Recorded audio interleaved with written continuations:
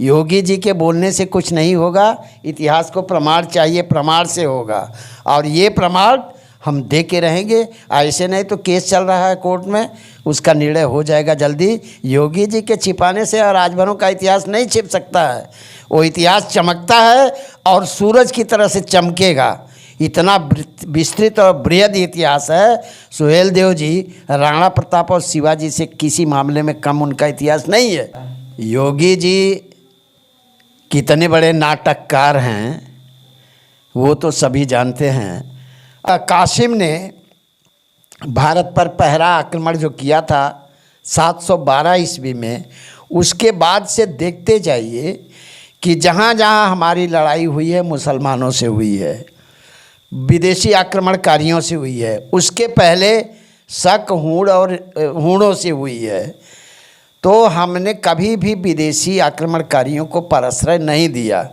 लेकिन इस देश की कुछ गद्दार कौमें हैं या गद्दार लोग हैं जो उनका साथ दिया और साथ दे कर के ताज्जुब हुए हमको भी हरवाने का काम किया। जो 1857 का गदर था अंग्रेज़ों की लड़ाई में, आप देखेंगे कि चौरी चौरा में जो बोर्ड लगा है उसका सत्यापन हो रहा है। 47 आदमी राजभर उसमें मारे गए हैं। टोटल कितने राजभर मारे गए थे? 47 आदमी राजभर मारे गए हैं। अभी भी और परीक्षण हो रहा, बहुत से लोग हैं उसमें मारे गए हैं। और आप समझ सकते हैं कि अंग्रेज़ों से विद्रोह करने में हमारा समाज कभी पीछे नहीं था।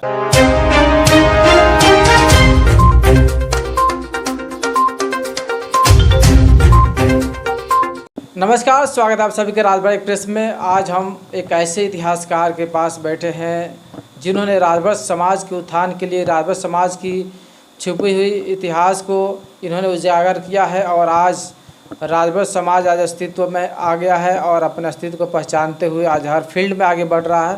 तो चलिए हम सर से जानने की कोशिश करेंगे, जैसा कि राजभर समाज को क्रिमिनल एक्ट में, इसके ऊपर क्रिमिनल एक्ट लागू किया गया, क्यों किया गया, तो आइए हम पूरी जानकारी सर से लेते हैं। सर, आपका स्वागत है, परिचय। बहुत बहुत धन्यवाद आपको, संतोष राजभर जी। और मैं एक चीज़ बताने दूँ इसके आपका जवाब देने के पहले कि बहुत बातें चल रही है कि जातीय जनगणना हो। हमारे समाज के कुछ लोग जो विभिन्न सरनेम लिखते हैं, ये ज़रा सावधानी से काम करें। भावनाओं में बह करके या स्थितियों को देख करके ये लोगों ने जो अपना सरनेम चेंज किया, कोई राय लिखता है, कोई भारद्वाज लिखता है, कोई कुछ लिखता है, कोई सिंह लिखता है, कोई छत्री बनने की कोशिश करता है। ये बिल्कुल नहीं होना चाहिए। सीधा सभी लोग राजभर शब्द लिखें अपने सरनेम के साथ में, सबसे बढ़िया यही होगा। और नहीं तो हमारा इतिहास फिर बिगड़ेगा, हमारी जनगणना जो है दूसरे में कन्वर्ट हो जाएगी। इससे हमको सावधान रहना, हमको आपको, ये मेरी अपील है अपने समाज से और ख़ास करके पढ़े लिखे लोगों से, क्योंकि यह मर्ज पढ़े लिखे लोगों ने पैदा की है। कोई भारद्वाज लिखता, कोई राय लिखता, कोई क्या लिखता, कोई क्या लिखता है, जिससे हमारी सही जनगणना नहीं हो पाएगी। दूसरी बात यह है, आपने पूछा कि क्रिमिनल ट्राइब्स एक्ट भरों पर क्यों लागू हुआ, कब लागू हुआ और कब ख़त्म हुआ, उसके बाद क्या हुआ। मैं आपको बता दूं कि जितने भी विदेशी आक्रमणकारी रहे हैं, अगर हमारा साम्राज्य रहा है या नहीं भी रहा है, हम लोगों ने कभी भी उनको आदर की दृष्टि से नहीं देखा है। ये हमारा इतिहास गवाह है। कासिम ने भारत पर पहला आक्रमण जो किया था 712 ईस्वी में, उसके बाद से देखते जाइए कि जहाँ जहाँ हमारी लड़ाई हुई है मुसलमानों से हुई है, विदेशी आक्रमणकारियों से हुई है। उसके पहले शक हूण और हूणों से हुई है। तो हमने कभी भी विदेशी आक्रमणकारियों को परआश्रय नहीं दिया। लेकिन इस देश की कुछ गद्दार कौमें हैं या गद्दार लोग हैं जो उनका साथ दिया और साथ दे कर के ताज्जुब हुए हमको भी हरवाने का काम किया। जो 1857 का गदर था अंग्रेज़ों की लड़ाई में, आप देखेंगे कि चौरी चौरा में जो बोर्ड लगा है उसका सत्यापन हो रहा है। 47 आदमी राजभर उसमें मारे गए हैं। टोटल कितने राजभर मारे गए थे? 47 आदमी राजभर मारे गए हैं। अभी भी और परीक्षण हो रहा, बहुत से लोग हैं उसमें मारे गए हैं। और आप समझ सकते हैं कि अंग्रेज़ों से विद्रोह करने में हमारा समाज कभी पीछे नहीं था। मैं आपको जहाँ बैठे हैं आप, ये दीदारगंज थाने के पास ही हमारे उत्तर तरफ, हमारे गांव फुलेस से उत्तर तरफ धनपाल जी हैं और पश्चिम तरफ राम सुमेर देश सेवक जी है। एकदम लगा हुआ गांव है पोरई। हम बॉर्डर पे हैं जौनपुर और आजमगढ़ के। और फिर इसके बाद डॉक्टर ओरी अन्नौला, यहाँ से 3-4 किलोमीटर है हमारे घर से। अमरदेव जी गाजीपुर के और रामलाल सुरहन के। सुरहन हमारे पूरब है एक। ये लोग अंग्रेज़ों की लड़ाई ऐसी लड़ी, दीदारगंज थाने को फूंक दिया था इन लोगों ने। जितने सिपाही थे अंग्रेज या भारतीय, सभी को मार भगाया था। और ट्रेन जा कर के उखाड़ लिया था शाहगंज और खेतासराय के बीच में।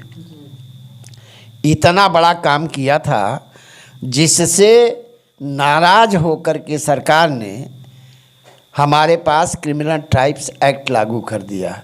उसके पहले लागू किया, ये बाद में तब भी होता रहा। क्रिमिनल ट्राइब्स लागू किए थे तब भी हमारे समाज के लोग बराबर लड़ते रहे और जा कर के जंगलों में छिप जाते थे, दूसरे के घरों में छिपते थे। खोजती रहती थी सरकार, जिसको पाया उसको इनकाउंटर कर दिया, मार दिया, और जिसको नहीं पाया वो बचता रहा। धनपाल जी यहाँ से चंडीगढ़ चले गए, इसलिए वो बच गए। डॉक्टर ओरी भी दूसरे प्रांत में चले गए। उसी तरह से राम सुमेर देश सेवक जी भी। काफ़ी दमन किया इन लोगों ने, जिसकी वजह से 1871 में हमारे पास क्रिमिनल ट्राइब्स एक्ट लगाया गया कि अपराध जन्मजात अपराधशील जाति है। किसने लगाया था? ये अंग्रेज सरकार ने लगाया। किसके इशारे पे हुआ? और इशारा भारत के जो मनुवादी लोग हैं, ऊंची जात के लोग हैं, उनके इशारे पर यह काम किया गया। क्योंकि अंग्रेज़ों की फ़ौज में ज़्यादातर यही लोग थे। ये लोग भी की भी एंट्री थी उसमें, और ये लोग भारतीयों पर गोली चलाते थे। तो इनके इशारे पर हमको क्रिमिनल ट्राइब्स एक्ट लगाया गया हमारे ऊपर, और हमारा बुरी तरह से दमन किया गया। और इसके बाद आप जोड़ डालिए 1871 से लेकर के 8 अगस्त 1871 को क्रिमिनल ट्राइब्स एक्ट लगा। और क्रिमिनल ट्राइब्स एक्ट आज़ादी के बाद 5 बरस बाद, देश आज़ाद हुआ 1947 में, हमको क्रिमिनल ट्राइब्स एक्ट हमारे ऊपर से हटाया गया 31 अगस्त 1952 में। यानी 5 साल बाद हमको आज़ादी मिली। तब जाकर के खुली हवा में हम सांस लेने लगे। हमने इतनी विभत्स लड़ाइयाँ लड़ी। आज देखिए मलाई कौन काट रहा है। हम सरकार से मांग रहे हैं कि हमको आरक्षण दे दो, हमको मुख्य धारा में लाने के लिए हमको सुविधा चाहिए, संवैधानिक सुविधा चाहिए, ताकि हम भी कंधे से कंधा मिलाकर देश के विकास में लगें। लेकिन आज वक्त गुलशन पे पड़ा तब तो लहू हमने दिया, बहारें आई तो कहते हैं तेरा काम नहीं। आज जब देश आज़ाद हुआ, हमको कोई पूछने वाला नहीं। आरक्षण के लिए धरना प्रदर्शन क्या क्या कर रहे हैं। ओम प्रकाश राजभर जी और अनिल राजभर जी घुसे हैं, कहते हैं हम आरक्षण की लड़ाई लड़ रहे हैं, जबकि आरक्षण की लड़ाई बिल्कुल नहीं लड़ रहे हैं। ये लोग अपना काम कर रहे हैं, अपने परिवार का काम कर रहे हैं, अपनी पार्टी का काम कर रहे हैं। राजभर का बोलते हैं 101% झूठ बोलते हैं, ताकि राजभरों का बेस वोट हमको मिले, और मिलने के बाद दूसरे समाज को और कुछ वोट मिले, फिर हम वही मूड़ी गिना के हम अपने और अपने समाज का, अपने घर का विकास करें, समाज का नहीं। ऐसे नेताओं के साथ क्या होना चाहिए, समाज से क्या अपील करें? मैं समाज से यही अपील करना चाहता हूँ कि जहाँ भी इनका भाषण होता हो, जहाँ भी ये जाते हैं, जहाँ भी इनका कार्यक्रम लगता हो, हमारे समाज के लोग ये पूछें कि भाई हमारे आरक्षण का, एसटी आरक्षण का और इतिहास के संरक्षण का क्या हुआ। अगर इस पे कोई काम अभी तक नहीं हुआ तो हम आगे आपका साथ कतई नहीं दे सकते हैं। क्लियर कट बोले ये तब जाके होगा, नहीं तो ये लोग ऐसे ही बरगलाते रहेंगे।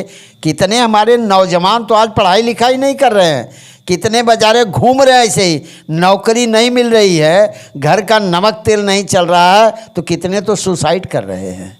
आप बताइए ये अपराध कितना बड़ा अपराध हो रहा है, कितना बड़ा पाप पड़ रहा है। इन दोनों नेताओं को कुछ खबर है इसकी?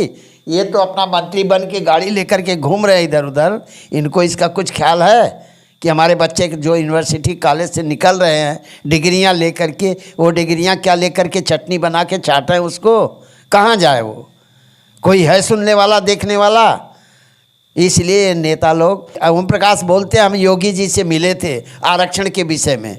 अरे आप तो कह रहे हो ठीक है मिले थे आरक्षण के विषय में, योगी जी ने कभी बोला कि आरक्षण के विषय में ओम प्रकाश जी मिले थे, आए थे, हमसे बात किए थे, हम आरक्षण लागू करने वाले हैं या देने वाले हैं, कभी बोला?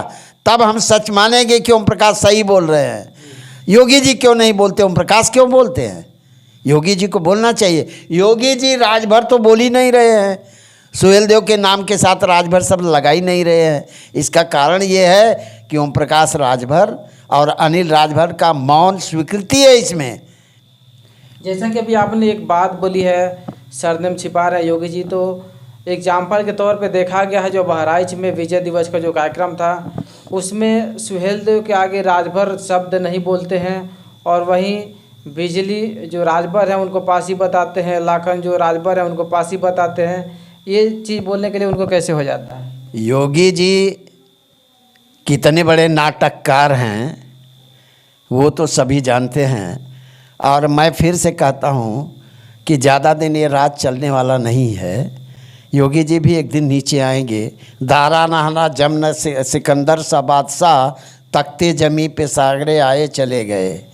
ये चले जाएगा, एक दिन राजपाट चला जाएगा।